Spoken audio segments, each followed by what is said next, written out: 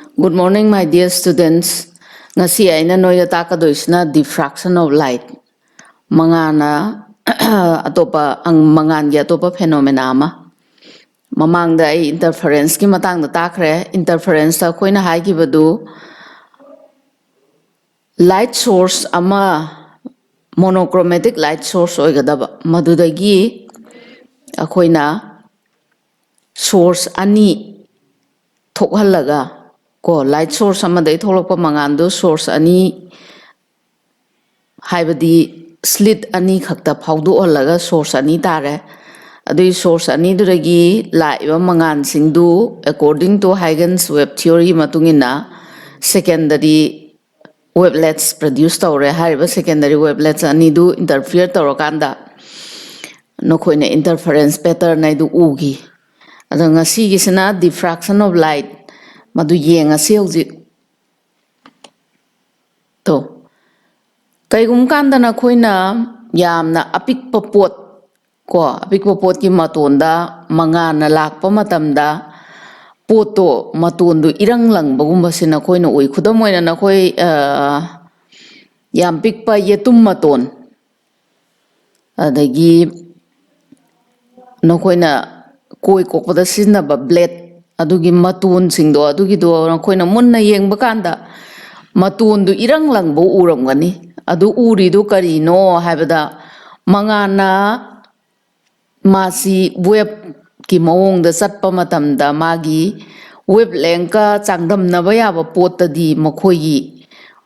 mangan gi web to madu kolaga satpa ngame ba ben tawrakanda ben ben ko adna yam pikpa apikpa pot singda mangana chatpa matamda mangan gi web tu kon bangami haiba phenomenon sibo koina diffraction haina kaweba adunani the phenomenon of bending of light around the sharp corners and spreading into the regions of geometrical shadow is called diffraction haina hairise ko aduga sagi diffracted wave thoraiba wave singdo subsequently interfere with each other amaga interfere tawi and producing the region of reinforcement and weakening sumain tawdana diffraction je thoe adugi khudam du seisida nakoi namang da lere to diffraction se light si yam pikpa maphamda ko yam pikpa magi wavelength ka changdam na ba ba pot singdadi mangana khoiraga chatli aduna horen iroi loibada pattern singdu ko amaga interfere tawi diffracted wave singdo aduga loinana nakoina diffraction gi pattern se uri sini aduna diffraction se makhanani lay kari kari makhanno haibada Fresnel diffraction haiba maga Fraunhofer diffraction haiba maga ado Fresnel diffraction haiba case dana kaidauba asaigi source ne aduga nangi slit haibadi nang phawraga chatkadoriba pot ne source ne slit ne makhoi singsi finite distance ta lairaba haide akaknaba atenba distance amgi manung da laira boidi madu gi kandu da khoina madayuda spherical or cylindrical gi wave front se produce tawi madu gi makhal gi diffraction dubuna Fresnel diffraction karieba it is the type of diffraction that takes place at a slit when the source of light lies at a finite distance from it. Aduga, since the source of light is close to the slit kanaknaba maramna, the wave front is either spherical or cylindrical in nature. Aduna source to nakna raba maramna slit tuga slit ID mangana power chatuba sima pamje ko source ina sai lere aduna madai thorakadoriba light to madu wave front to spherical oigani natraga cylindrical oigani The screen is also at finite distance from the slit. Hayeng Fresnel diffraction di karam kanda thoi haradi source ne aduga screen ne makoi singse finite distance da leiba matamda slit tagi finite distance da slit id se ahoba makunse ko se finite distance da leiba matamda Fresnel diffraction thoi. Fraunhofer diffraction haibana kari. Fraunhofer diffraction haibana sigi matam sidana slit tagi source ne aduga source to slit tagi infinite distance da leiba oidoiba aduna seise haire Fraunhofer dana in this type of diffraction that takes place at a slit when a plane wavefront is incident on it and the wavefront is emerging from the slit is also plane. The plane wavefront ID arapaday lakpa mangan. Makoi singsi they are supposed to be plane and nahan high greko wavefront ki matangda. Ananga saigi lakadoriba mangandu plane wavefront oiba aduga slit tagi thokiba matamda su plane oiba. Haibadi source and the screen are at infinite distance oigadabako. Duna obviously both the source and screen should be at infinite distance from the slit. Slit tagi source ne aduga screen ne makoisi yamna lapa mafamda leibo oigadabneba. Aduguma makhandubuna koina Fraunhofer diffraction kawi. Aduna hayeng paikada what is the difference between Fresnel diffraction and Fraunhofer diffraction aina hangadi kayen khomyare. Fresnel diffraction dadi source and the screen do finite distance from the slit a finite distance laigani. Aduga Fraunhofer dana source and screen should be at infinite distance from the slit. Aduga horen thorakadoiba ko Fresnel dana thorakadoiba mangandu madu either it may be ko source tagi close oiba maramna wavefront do spherical natraga cylindrical nature oiba yai. Aduga in case of Fraunhofer dana thorakadoiba du changaiba wavefront su plane wavefront ni thorakadoiba wavefront su plane wavefront oiganiba. Sumai tawdana nakoi seisida akoi laboratory ki damakta di plane wavefront si kramai puthoke bu convex lens am sinarani. Convex lens ama source ki manak thammani aduga thammabanina focus ta source tu lairaga di masana plane wavefront produce tawrani madu akoina Fraunhofer diffraction oin sinagani. Ana sida laire in lab to make a plane wavefront incident on the slit, a convex lens is used between the source and the slit. Sini, the light waves are diffracted only when the size of the obstacle is comparable to the wavelength of light. Aina ngasai haigibado diffraction je karam kan thoke bu thingadoriba obstacle noina sinadoiba slit to madu wavelength of light ka changdamnaba yaba pot ki size oragadi diffraction thokaneba sumain tawdana leire hauji phauda khoi diffraction kaino diffraction kramain thoi diffraction makan kari no do tamme ko. Next hauji diffraction at single slit. Slit ama khaktang da mangana phaudu oga chatpagi to se yango se noi namang da se da aina se da light source am laire light source to gi wavefront si plane wavefront oina lai adu sigi slit se hoba makhun ama khak leiba sida mangan se thokalle light wave se ko adagi di thoraiba mangandu ko Saisida secondary wavefront produce tawre haiba secondary wavefront se maga interfere tawe aduga diffraction pattern thoi sumaina sini ana hauji diffraction by a single slit masi taurasi any interference or diffraction or na khoi monochromatic light te dum changani ana hauji ke ngasi a plane wavefront of monochromatic light is made to fall on a single slit. A screen is placed normally in front of the slit. Ko hauji monochromatic light ama slit amada to seisida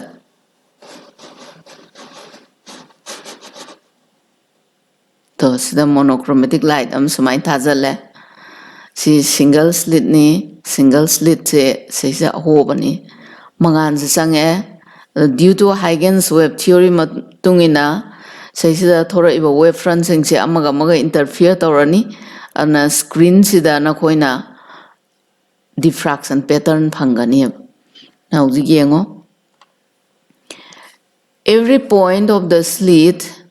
becomes source of secondary wavelets aduna slit masagi point khudimatu secondary wavelets thokpa source nena suppose tawrani and normal to these wavelets become the direction of light rays thus emanating from the slit ado working the kai tawra yeng si working the every point on the screen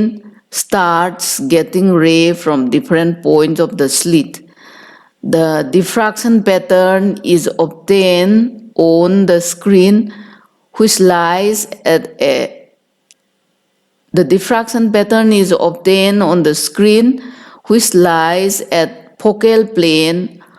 of the convex lens. To ay nga say hagre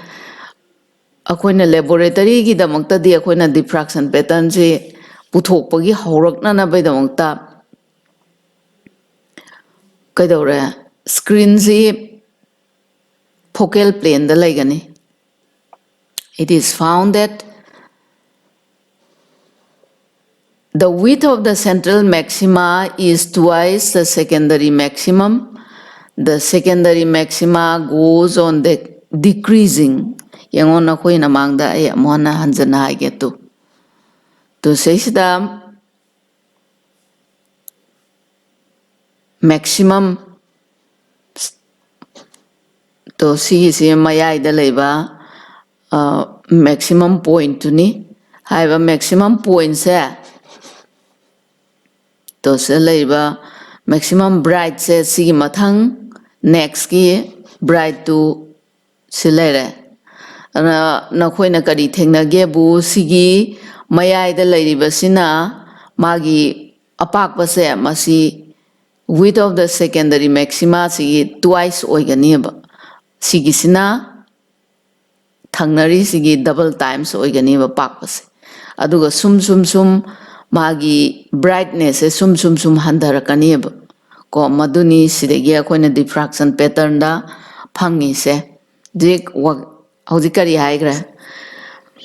So the width of the central maxima mayai thangba central maxima is twice that of the secondary maxima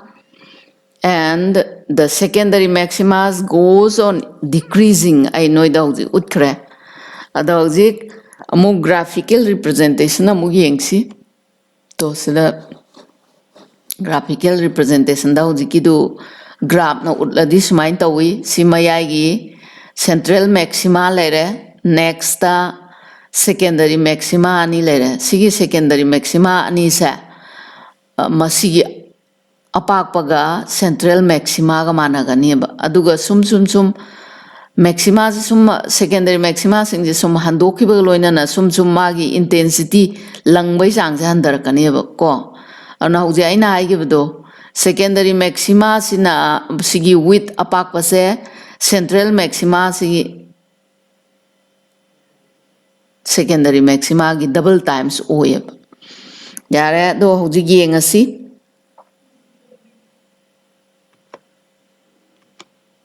to sigi da makta khoina point p haiba ma khanarasi to sida uriba to sida point p screen the point piyeba mafam amkha khanarasi aduga hojik consider a point P situated at a distance y from O haiba sigi point sidagi y la pamfamda P haiba point se khanarasi to say sida se O dagi y la pamfamda P haiba point amkha khanarasi haiba point P se either it may be bright or dark according to magi path difference ki matungina ko aduna hojik yengasi a beam of light reaches P only if it gets bent through an angle theta. P haiba point se masi yoge haradi kamaina light singsina yorakpage bu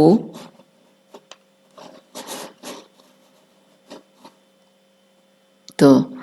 haiba mangan singsina some angle theta haiba angle ama pairaganda neba yorakisita laiba light ray singsina ko theta angle da pairaganda ni sida yorakaduise adoidi hojik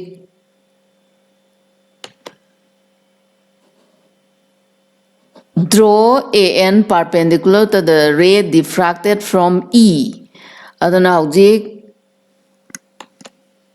sida AN haiba ma perpendicular oin singdare ko sei thoraiba secondary wavelet singse it is allowed to pass through a lens am the power le and the lens to power matung da di mana lens to give focus tani oren pullu doise ko sei sida AN haiba perpendicular chinge dagidi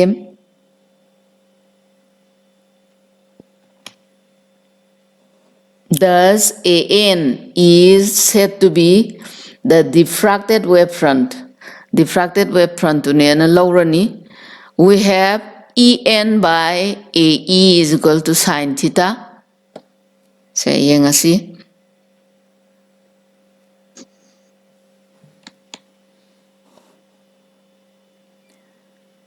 EN by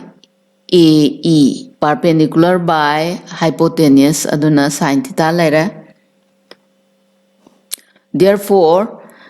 adudi say sidaina sibok se sibo path difference kawitu EN se masi path difference ni path difference path ki khenaba kanaga si mathakta laiba light ki kangbu siga si makha da laiba light ray siga ani si maraki path ki khenaba se kya no bu EN ni which is equal to x ka manai aduna x equals to a sin theta manare maramdi karige sida yengasi to sidaina sibogi slit ki magi width apak pase a ni sigi sina x already x by a is equal to sin theta ni aduna x equals to a sin theta tare sigi slit ki araw bosina a ohelle lodi hojik if EN is equal to lambda EN sina lambda ga manaraba haibadi to sigi EN x is equal to lambda siga lambda ga manaraboidi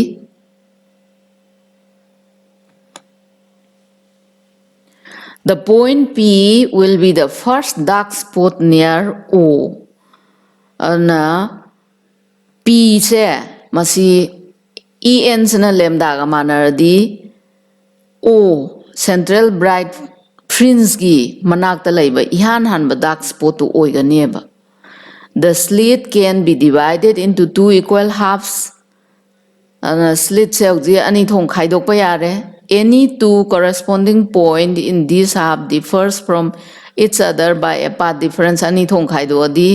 tangkhai di lambda by 2 orani or a phase difference of pi radians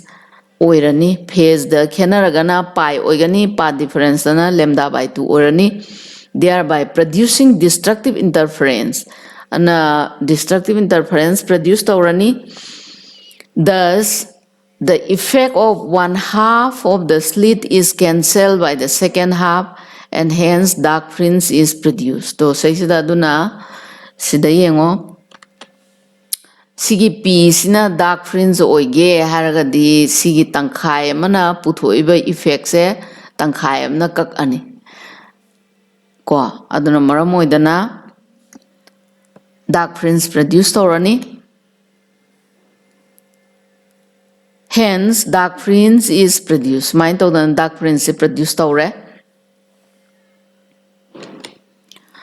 And a condition for dark fringe is kaidore x equals to a sin theta sida ko equals to twice n lambda by 2 siga manarani or sin theta equals to n lambda by a siga manarani. If the point of observation to ani say point of observation is such that the path difference between a and e is odd multiples of lambda by 2 oraba adoitara di ko slit si odd numbers thokna khaidokpa yarani adaidi after mutual cancellation of light from consecutive parts mafam singjre cancel taunar matungda one part is left behind odd number already even oiba masing khudam oina ahum thokna khaidu eng khaladi aham baga ni subugo do kakthanaraga amadi lem howeba left behind which makes the point bright fringe aduna ama lemiba duna bright fringe produce tawani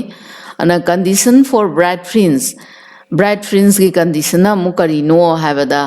path difference should be equal to twice n plus 1 lambda by 2 siga manani baduna sin theta equals to twice n plus 1 lambda by twice a si oine ba ko aduna saisida ko ne kari khange condition for bright fringe and condition for dark fringe khange aduna koine interference ke somdai khangba khenari si kaino condition for dark fringe gi equation je asomdana interference di bright fringe ki equation ga manai aduga sigi bright fringe ki equation jina interference ki dark fringe ki equation ga manai sumai tawdana khoina interference ka diffraction ga gi khenari se amana amagi reverse ni hojik next sibo khoina khangjan bayai condition for dark fringe na sin theta equals to n lambda by a aduga condition for bright fringe gina sin theta equals to twice n plus 1 lambda by twice a sini aduna the point given by equation number 2 question number 2 na piri base masi akhoina secondary maxima sing produce tawbagi value ni se piri be equation se na piri ba value se to 2 noi namang da se lai ra masi secondary maxima sing du sinapi aduga while the point O is known as central maxima dana n equals to 0 and the central maxima phangani the intensity distribution of secondary maxima are very weak aduga ngasai gi secondary maxima sigi mangan se masi yamna shole aduga yam thuna sidai ko madugi khudamai bu aina noina mangda sai sida utkibado to se leira sida kaidora to si central maxima yam ngali next first central maxima the second third sum leira mathang adu sum handare eba magi ngan bai sangje and intensity is sum handare width of the central maxima mayagi central maxima gi apak pase ase puthokna bhona si yengsi to sinoi namangda seisida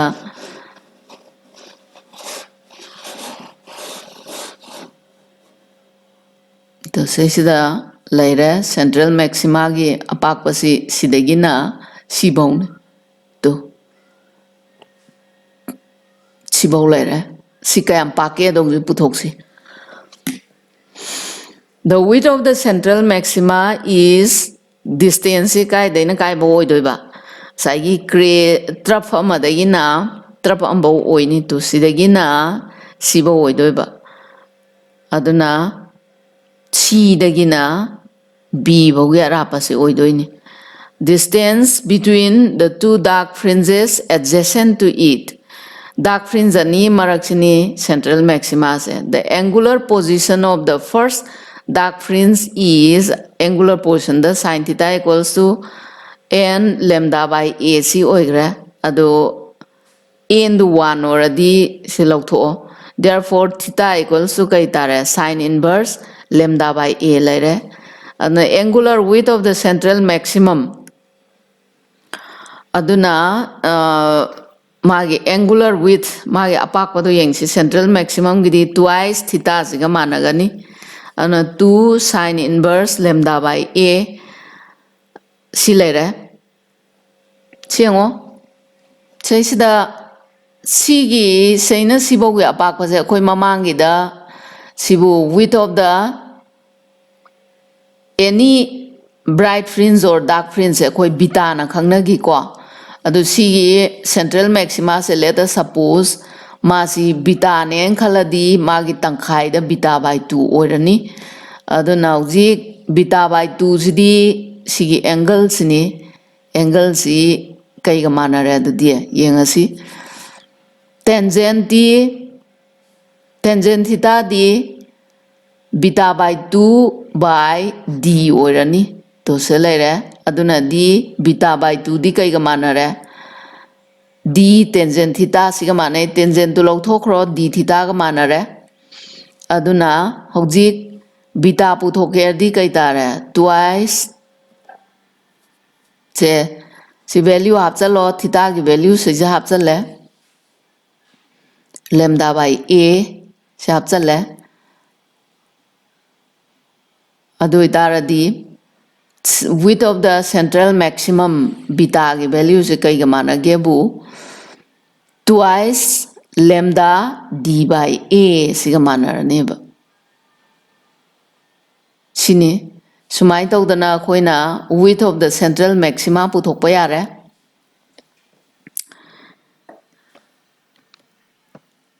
adagidi next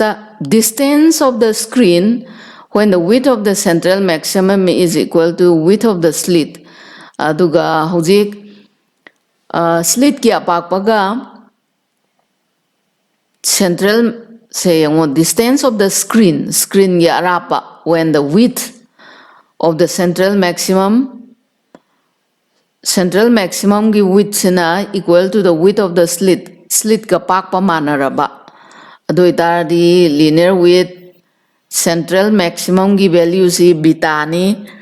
aduga a ga manarani adu itardi kari tare a puthoke di twice lambda d by a sitarani or nang capital D puthokpa yare equals to a square by twice lambda sumai tawdana nakoi heng paikhada width putho'u natragana distance piraga wavelength putho'u loinamak se hotpa yarani ko adojik if f is the focal length of the lens then the size of the central bright maximum will be adana hojik lens gi focal length khangadi central bright maximum dugi size do madu kaina pige bu f